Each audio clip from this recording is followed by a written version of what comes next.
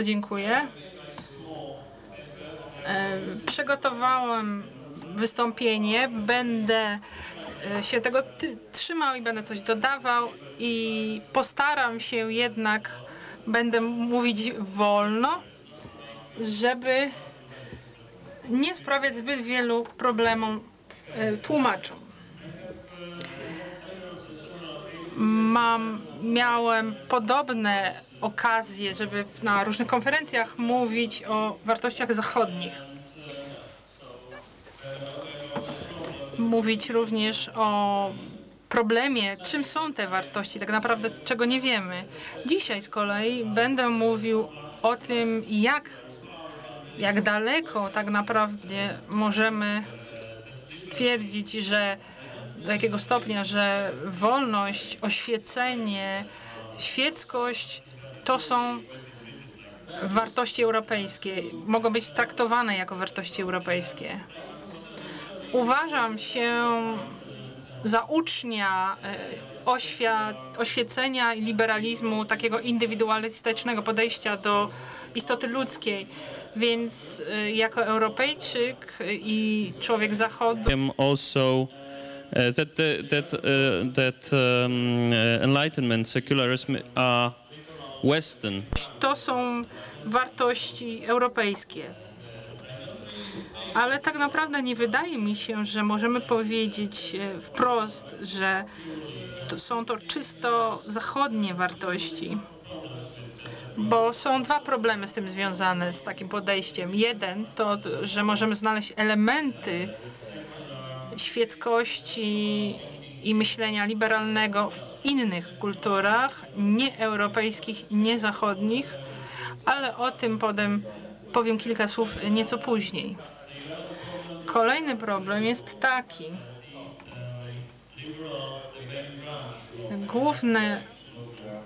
Główne ramię tego ruchu oświeceniowego, liberalizm, jest uniwersalny. To jest przykład myśli uniwersalnej. My powinniśmy zawsze pamiętać, że oświecenie implikuje myśl uniwersalistyczną, że każdy człowiek może być wyzwolony z okowów tradycji i kultury.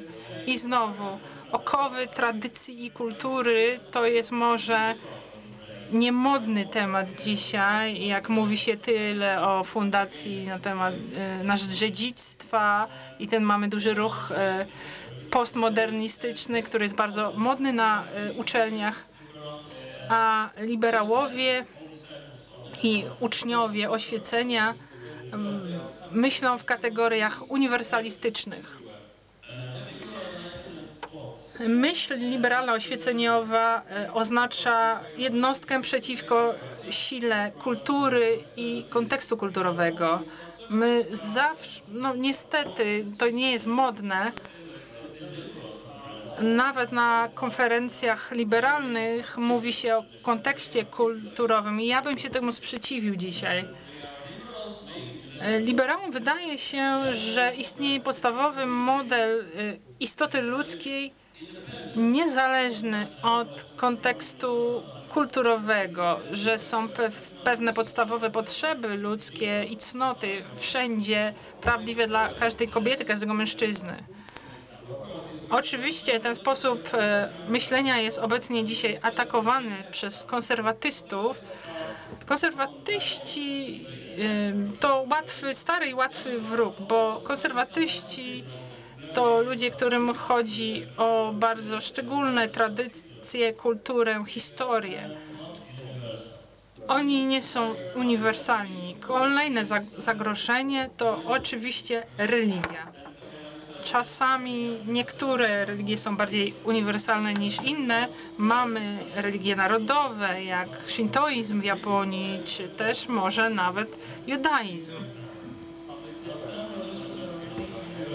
Ale niektóre religie, wydaje mi się przynajmniej, że są pewne wspólne wartości i oni ich bronią. Problem polega na tym, że te wartości są różne od wartości liberalnych oświeceniowych.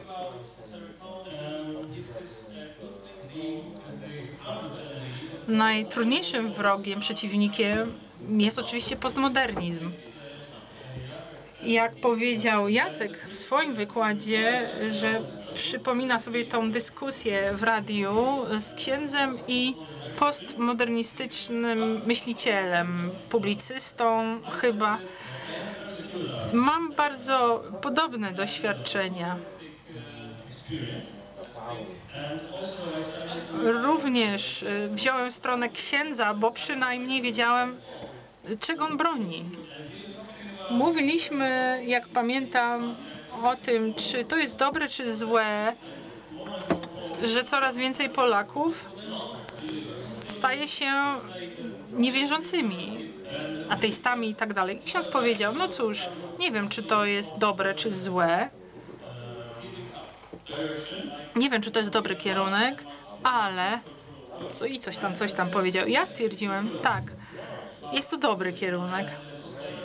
A ten myśliciel postmodernistyczny stwierdził, mnie się nie podobają kierunki.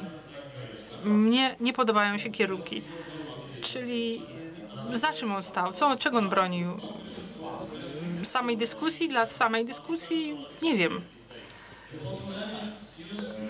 Postmoderniści zwykle mówią, że każda narracja wszystkie narracje są równe. Dla mnie jest to takie poddawanie się. Żyjemy w świecie wielokulturowym i oczywiście myślimy inaczej, ale wszystkie te sposoby, powiedzenie, że wszystkie sposoby myślenia są równe, to jest po prostu rezygnowanie. Powinniśmy się przekonywać, nie siłą, ale dyskusją. Tak to zwykle powinno być, ale jest to w pewien sposób oczywiste, że jak mamy tak wiele wielokulturowych doświadczeń w dzisiejszych czasach, że taki sposób myślenia mógłby się wydawać właściwym, że powinniśmy to zrezygnować z tego, że nie ma jednej prawdy, nie ma wartości takich samych i tak dalej. Przykłady takiego myślenia można znaleźć w różnych epokach. Na przykład Gottfried Leibniz powiedział kiedyś, że czyli to było koniec XVIII wieku. Powiedział wtedy, że wszyscy ludzie mają różne wersje prawdy. To jest naturalne, bo każdy człowiek patrzy na inny wycinek rzeczywistości. To jest bardzo fajna myśl, ale żeby potraktować to poważnie, tę myśl, to stajemy się wtedy postmodernistami. On oczywiście nie myślał o postmodernizmie. Chciał po prostu sojuszu między oświeconymi myślicielami zwesternizowanymi myślicielami ze wschodu. Teraz wracając do tekstu, wolność i oświecenie to nie jest tylko koncepcja zachodnia. Oczywiście ewoluowała pod słońcem europejskim i amerykańskim i oświecenie, ta nazwa jest wykorzystywana, była wykorzystywana, czy pojawiła się w świecie zachodnim, ale możemy zobaczyć łagodną moc oświecenia również w Japonii w okresie Meiji, czy też nawet wcześniej. Meiji oznacza oświecenie, ta nazwa tej epoki, czyli oświecona epoka, można powiedzieć. Ale również możemy to spostrzec wcześniej, również w Japonii, w tradycjach rangaku. Oznacza to holenderską naukę. Japończycy mieli bardzo ograniczone doświadczenia kultur, czy też kontaktów z innymi kulturami zachodnimi, tylko Holendrom otworzyli swoje porty, swój port w Nagasaki, stworzyli sztuczną wyspę dla nich specjalnie i byli bardzo zainteresowani myśliciele, niektórzy japońscy, tym, co robią i myślą Holendrom. I przez Holendrów europejska nauka właśnie dotarła do Japonii. Oczywiście nie wiedzieli Japończycy, jaka jest różnica, że tam byli również Szwedzi i Niemcy na tej wyspie, nie tylko Holendrzy.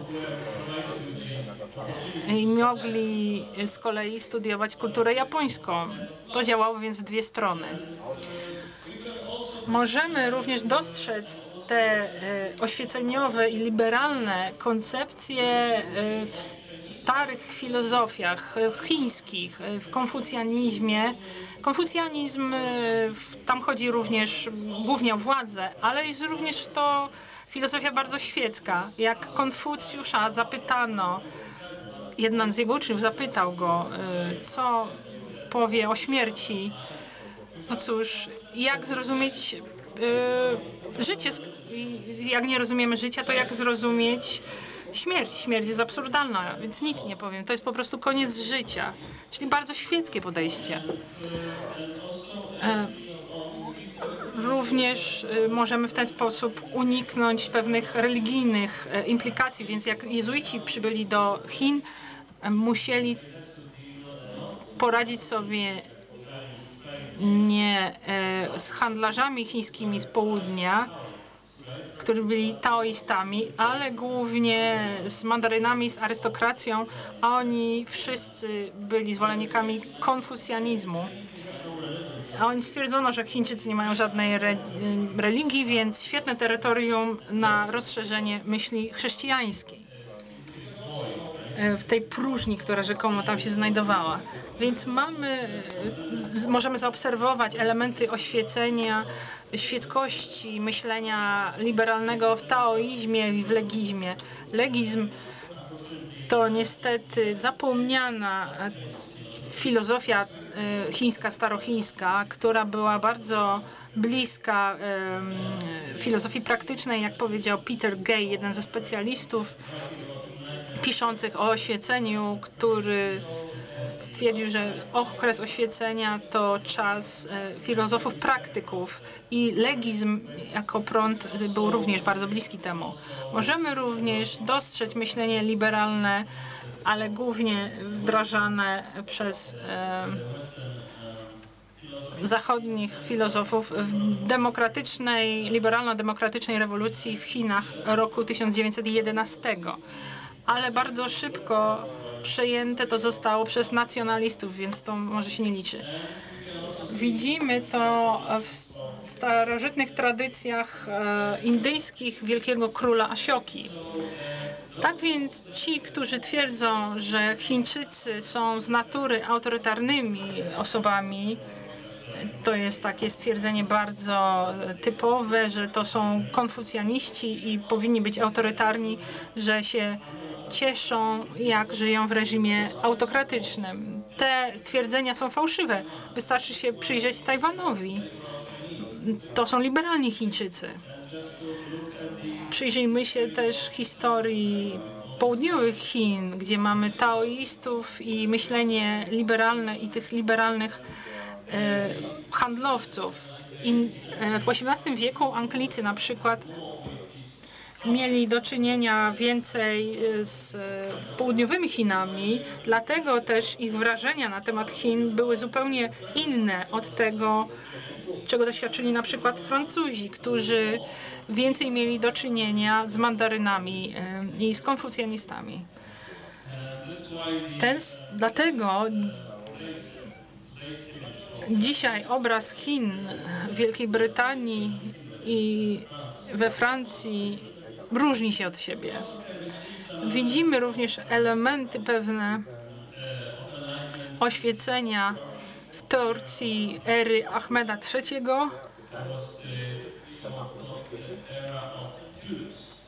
który era to była tulipanów. Widzimy to również w Tunezji, w Jordanii, w wielu częściach świata muzułmańskiego, ale to głównie zostało przyjęte z zachodniego sposobu myślenia, z zachodniej filozofii. Tyrania ma wielu zwolenników, nie tylko kościoły i religie, ale również polityków postmodernistycznych i tak zwanych realistów, polityków realistów. Oni są zaangażowani w tą politykę realną, realpolitik.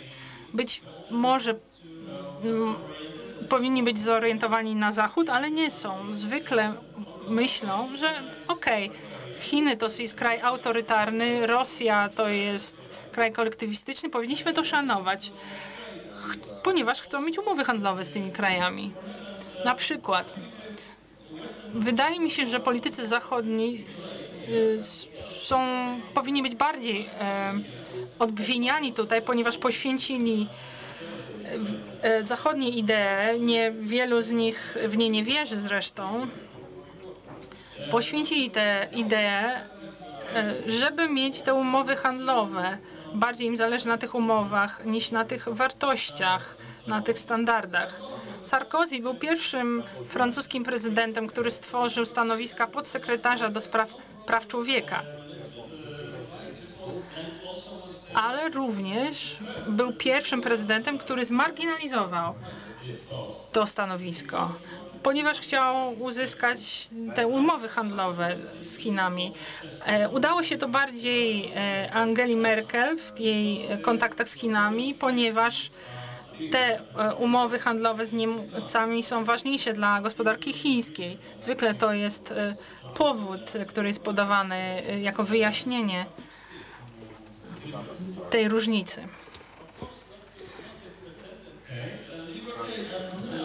Wolność i oświecenie nie mają żadnego problemu z religią, pod warunkiem, że religia jest sprawą prywatną.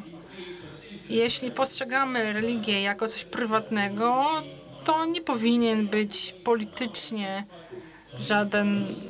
coś, co jest wykorzystywane politycznie.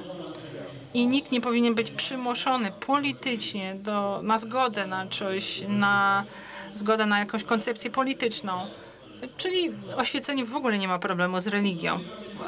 Czyli wolność wymaga świeckości w sferze publicznej.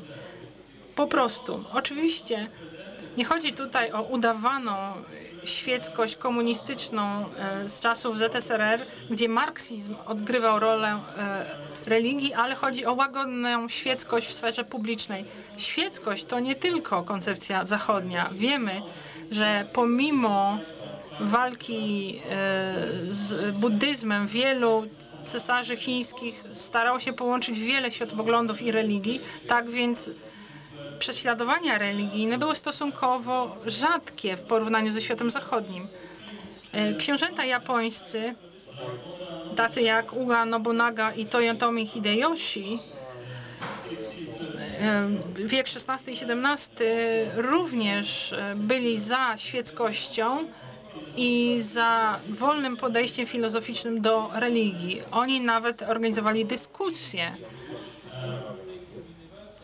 w których buddyści i chrześcijanie brali udział.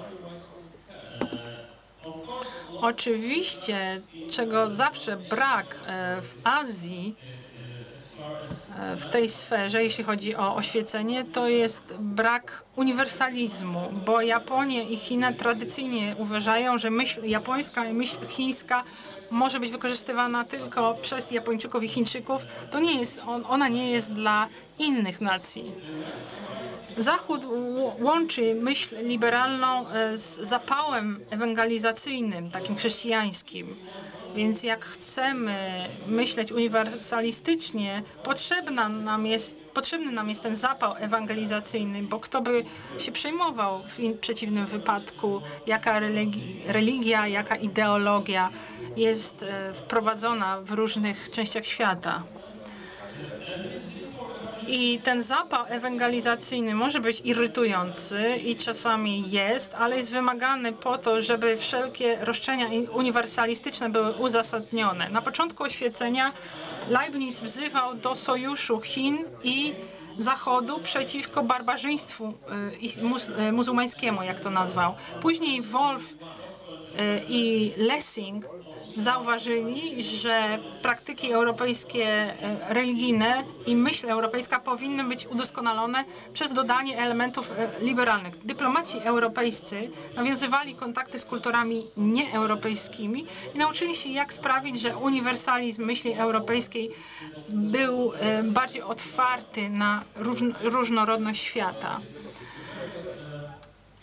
To jest bardzo ważne, bo w XVIII wieku powstało słowo cywilizacja. Była tylko jedna cywilizacja. Teraz uczy nas się o różnych cywilizacjach. I jeśli chcemy być dalej oświeceni i liberalni, musimy przyjąć znowu, że jest jedna cywilizacja, bo potrzeby, no nie da się ich nauczyć w szkole, w Rosji czy w Chinach, ale podstawowe elementy są uniwersalne. I ten kontakt z kulturami nieeuropejskimi był bardzo ważny, bo na przykład francuscy dyplomaci w XVII wieku podróżowali do obecnej Tajlandii. Oni również musieli dotrzeć do miejsc bardzo egzotycznych rytuałów, ale zobaczyli, że oni zachowują się bardzo moralni. Jak mogą być moralni bez Jezusa? Byli zszokowani. No, mogli zachowywać się moralni bez Jezusa, z tymi wszystkimi różnymi dziwnymi bogami i tak dalej. I tak naprawdę to był początek zainteresowania jezuickiego Azją i zainteresowania filozofów właśnie Azją. I ten kontakt jest bardzo ważny, bo w XV wieku na przykład w Europie Środkowo-Wschodniej, tej części świata, królowie, prawdopodobnie nawet królowie nie wiedzieli, że są jakieś inne rasy. Oczywiście współczesna nauka uczy nas, że nie ma ras jako takich, że modele genetyczne nie potwierdzają teorii ras, ale, i to jest prawda, ale pokazuję ten przykład, żeby podkreślić, jak duża jest różnica, jak patrzymy na ludzi i oni zupełnie inaczej wyglądają. Co również zdarzyło się nieco później, to to, że zauważono, Hajtek-Grot poczynił taką ciekawą obserwację. Hajtek-Grot zauważył, że wszystkie konflikty tworzą ludzie. Czyli cała polityka jest tworzona przez ludzi. Nie jesteśmy skazani na prowadzenie wojen ze sobą, więc tak naprawdę możemy coś zrobić, prowadzić racjonalną politykę. Nie jest naszym przeznaczeniem wojna czy wojowanie ze sobą. Potem była taka obserwacja Pierre'a Bayle'a, który zauważył, iż to nie religia sprawia, że ludzie są moralni, ale policja. I to prawda. Bez dobrej policji Bóg nie może nic zrobić dla bezpieczeństwa publicznego. Christian Thomasius, Baruch Spinoza. Christian Thomasius, Baruch Spinoza, John Locke, David Hume, Paul Baron Holbach i Voltaire, oni wszyscy rozumieli, że potrzebujemy lepszych, bardziej liberalnych, indywidualistycznych, bardziej uniwersalnych dekalogów. Thomasius i zauważyli liberalne elementy w tradycjach Azji Wschodnich, co dało oświeceniu europejskiemu bardziej uniwersalne podstawy. Locke rozumiał, przy okazji Wolf wprowadzono zakaz na Wolfa, jak on stwierdził, że Chińczycy są tak jak moralni jak Europejczycy. Wygnał go Fryderyk Wilhelm I, który był bardzo zaangażowany w ruch pietystyczny, który nie mógł znieść jej opinii. Fryderyk Wielki z kolei zaprosił go do siebie. Bardzo miłe. I jeśli chodzi o Locke rozumiał, że sfera prywatna powinna być wolna od opresji i przymusu. Locke tak naprawdę nie był bardzo uniwersalny. Miał pewne ograniczenia, jeśli chodzi o katolików, bo on miał takie wrażenie, i to było bardzo powszechne w tamtym czasie, że katolicy chcą obalić dynastię orańską w Wielkiej Brytanii, wykorzystując francuskie pieniądze i papieskie pieniądze. Spinoza widział wolność w szerszym kontekście. Wolność była coś, co nawet umowa społeczna nie może zabrać jednostkom, czyli wolność to nie jest coś, z czego można zrezygnować. Wolność zawsze przynależy do jednostki. David Hume, mój ulubiony filozof, wskazał, że powinniśmy koncentrować się bardziej na tym, co jest potrzebne w społeczeństwie i unikać takich próżnych wartości i zwyczajów, takich jak post, czystość, celibat i inne manifestacje bigoterii, które nie przyczyniają się do dobrostanu społeczeństwa i mogą być nawet szkodliwe. Hume zauważył, że ktoś próżny, kto wydaje na ubrania, jest lepszy społecznie niż inny próżny człowiek, który ciągle się modli i pracuje tylko na swoje miejsce w niebie. Dolbach stwierdził, że wszystkie cnoty można uzasadnić lepiej bez odnoszenia się do Wszechmogącego na podstawie tego, co jest wzajemnie i społecznie korzystne. Na przykład uważał, że ponieważ długotrwała rozpusta jest zła dla zdrowia, szkodliwa dla zdrowia, należy tutaj zastosować podstawowe ograniczenia. I tutaj Jezus do tego nie jest potrzebny, tylko wskazania czy też ograniczenia medyczne i to wystarczy. Dolbach zauważył, że nikt nie będzie szanował kłamcy, bo nikt takiej osobie nie zaufa. I znowu, Bóg nie jest tutaj potrzebny, żeby to była prawda. Przeciwnie, dodawanie Boga do tego równania sprawia, że ono staje się trudniejsze do zrozumienia, jest mniej jasne. Voltaire miał łagodne opinie polityczne i radykalne opinie o religii. Wierzył, że forma rządu nie jest tak ważna jak ogólna zasada, że ludzie mają prawo, żeby wybrać. Dlatego też prowadził kampanię na rzecz Kalasa, Sylwena i innych prześladowanych ze względów na przekonania religijne we Francji. Nie tylko we Francji, zaangażował się również w sprawę admirała Binga w Anglii. Voltaire miał wiele sporów, dyskusji z Fryderykiem Wielkim, który uważał, czy myślał, że wolność to jest kontrola nad sobą samym. Taka stoicka wersja wolności. To jest prawdziwa wolność jego zdaniem. A Voltaire powiedział, nie. Wolność to umiejętność, możliwość działania bez przeszkód. To pewien stan, a nie psychologiczna władza nad samym sobą. Voltaire miał stosunkowo dobre relacje z królami, z ministrami. Wpływał na wielu władców Fryderyka Wielkiego, Gustawa III ze Szwecji, Józefa II Habsburga, Józefa I z Portugalii.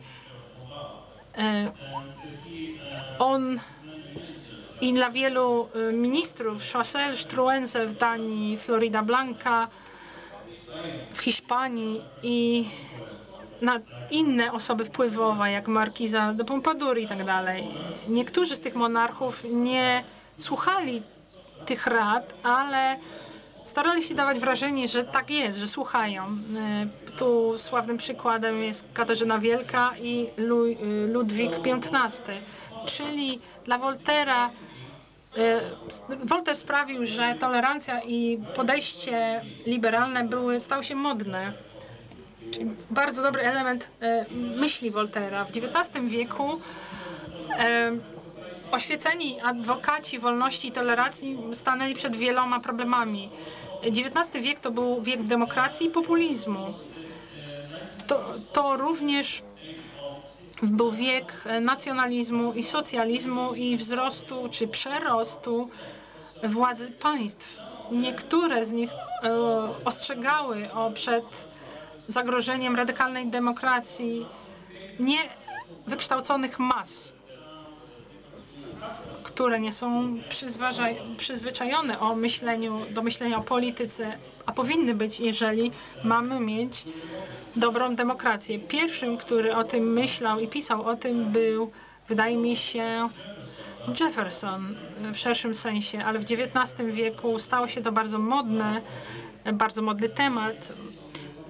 Alexis de Tocqueville myślał o tym, Benjamin Constant, José Ortega y Gasset w Hiszpanii.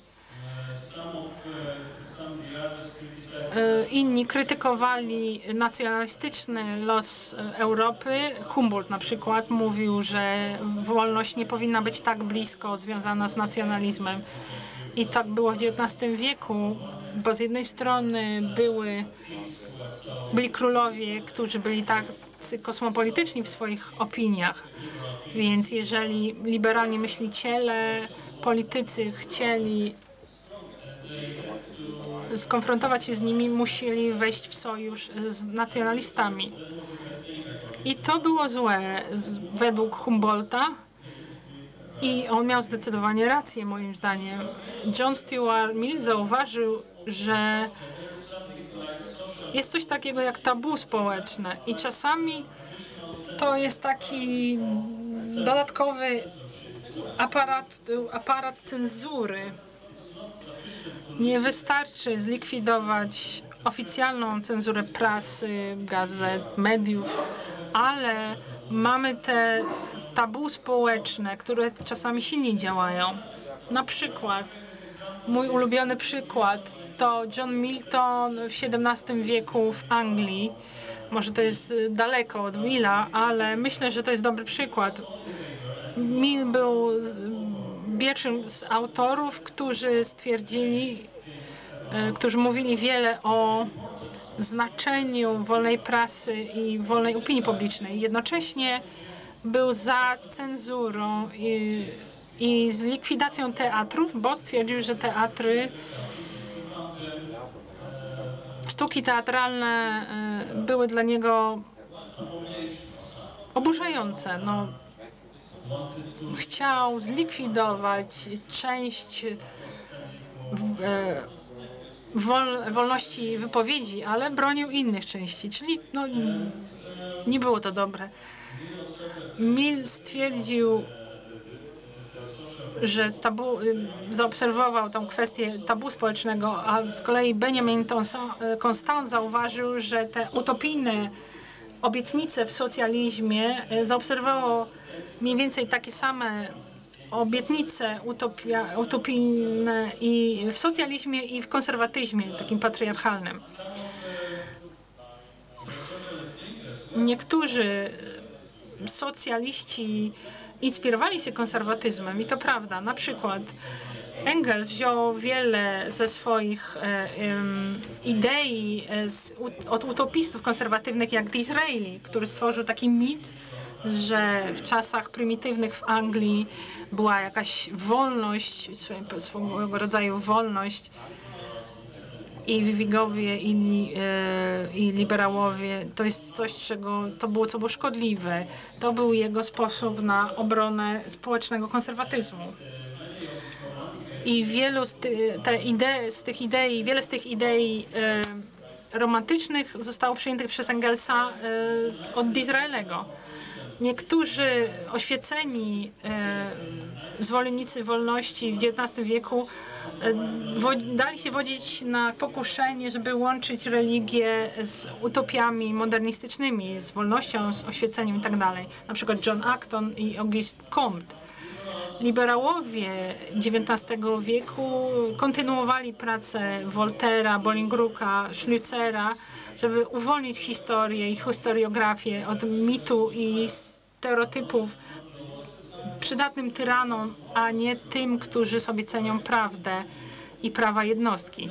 Wielu historyków i pisarzy pisze o księżach i komunistach prześladowanych przez nazistów, ale niewielu pisze o elicie liberalnej, która również musiała uciekać z Niemiec, albo liberałach, którzy ginęli. Na przykład Erich Maria Remarque, bracia Mann i Hannah Arendt byli wśród tych, którzy musieli uciekać. Ale to tylko przykłady, kilka przykładów bardzo znanych osób. Wielu zginęło. Związek Radziecki był tak samo, nawet bardziej wrogi wolności, prześladując i zabijając wielu oświeconych ludzi, oszczędzając tylko geniuszy, którzy byli potrzebni dla innych celów, jak Sacharow, który był geniuszem zajmującym się programem atomowym i tworzeniem broni atomowej. Kiedy w latach 70. na Zachodzie nikt nie miał już wątpliwości odnośnie prawdziwego oblicza Związku Radzieckiego, zaczęła się ta wielka epoka oświeconego liberalizmu, ale wolność i świeckość wciąż są atakowane zarówno przez euroentuzjastów i eurosceptyków z prawa i z lewa. Prawica nacjonalistyczna czy konserwatywna czasami przyjmuje niektóre wartości oświeceniowe. Przykładami są tutaj Donald Trump, Geert Wilders, Nigel Farage. Szczególnie w przykładzie holenderskim jest on najbardziej ciekawy tutaj, bo niektórzy historycy i politolodzy twierdzą, że w Holandii już mamy scenę postmodernistyczną polityczną, co oznacza, że prawica zajmuje się oświeceniem i standardami liberalnymi, oczywiście zrozumianymi na swój własny sposób, ale w porządku, a lewica skupia się bardziej z kolei na wielokulturowości, obronie praw mniejszości islamskich i innych i tak dalej. W Polsce czy w Niemczech wciąż mamy scenę polityczną modernistyczną, więc nie jesteśmy jeszcze tam, gdzie Holendrzy. Jednocześnie lewica traktuje świeckość niekoniecznie jako generalną wartość, ale jako broń przeciwko tym, którzy konkurują w tej walce o wpływ nad masami. Przykładami tutaj jest José Luis Zapatero i François Hollande. Indywidualistyczna, liberalna centrum to słabszy partner jest dla tej mocnej lewicy i prawicy i ten przekaz tego centrum liberalnego jest zwykle źle zrozumiany. Chociaż mówienie o wolności jest prawie tak popularne jak mówienie o demokracji. Chociaż wydaje nam się, że demokracja oznacza to samo co wolność, ale tak nie jest. Na przykład możemy demokratyczny los Tajwanu, Holandii i na przykład Egiptu. To wszystkie te historie są zupełnie różne. Demokracja, ta zasada, demokracja po pierwsze, ci politycy zapominają uwagę Voltera, że każdy rząd może albo popierać, albo ograniczać wolność. Ci, którzy myślą, że każdy Chińczyk musi być autorytarny, zapominają o Tajwanie i o liberalnej demokracji na Tajwanie. I ci, którym wydaje się, że demokracja wystarczy, żeby zapewnić wolność, nie zrozumieli wiosny arabskiej, kiedy to większość osób bardzo radykalnych, jeśli chodzi o religię, zdobyła wpływ i wówczas generałowie znowu przejęli kontrolę. Znowu nie jest to świetna rzecz dla wolności, bo potem nastąpiły prześladowania liderów opozycji, ale ogólnie rzecz biorąc możemy przyjąć, że to jest ogólnie lepsze. I to, co jest ciekawe, że w Stanach Zjednoczonych demokracja arabska była określana, no to jest coś dobrego, bo jest taka tendencja, żeby łączyć demokrację z liberalizmem, bo tak zaczęli w Stanach i również są o wiele bardziej geograficznie oddaleni od tych wydarzeń. Z kolei Europejczycy są bardziej sceptyczni. Wydaje mi się, że na tym zakończę i mam nadzieję, że przedstawiłem Państwu kilka ciekawych myśli o oświeceniu i świeckości. Czy to jest wartość zachodnia, czy też ogólna. Dziękuję bardzo.